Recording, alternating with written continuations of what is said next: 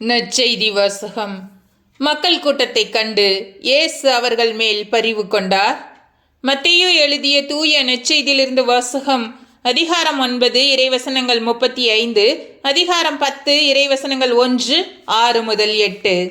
அக்காலத்தில் இயேசு நகர்கள் சிற்றூர்கள் எல்லாம் சுற்றி வந்தார்.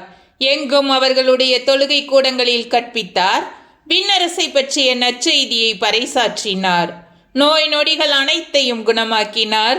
திரண்டிருந்த மக்களை அவர் கண்டபோது அவர்கள் மேல் பரிவு கொண்டார். அவர்கள் ஆயர் இல்லா ஆடுகளைப் போல அலக்களிக்கப்பட்டு சோர்ந்து காணப்பட்டார்கள். அப்பொழுது அவர் தம் சீடரை நோக்கி, அறுவடை மிகுதி, வேலையாள்களோ குறைவு. ஆகையால் தேவையான வேலையாள்களை தமது அறுவடைக்கு அனுப்பும்படி அறுவடையின் உரிமையாளரிடம் மன்றாடுங்கள் என்றார். இயேசு தம் சீடர் 12 தம்மிடம் வரவழைத்து தீய ஆவிகளை ஓட்டவும் நோய் நொடிகளை குணமாக்கவும் அவர்களுக்கு அதிகாரம் அளித்தார். இயேசு 12 அறிவுரையாக கூறியது: வழி தவறி போன ஆடுகளான இஸ்ரேல் மக்களிடமே செல்லுங்கள்.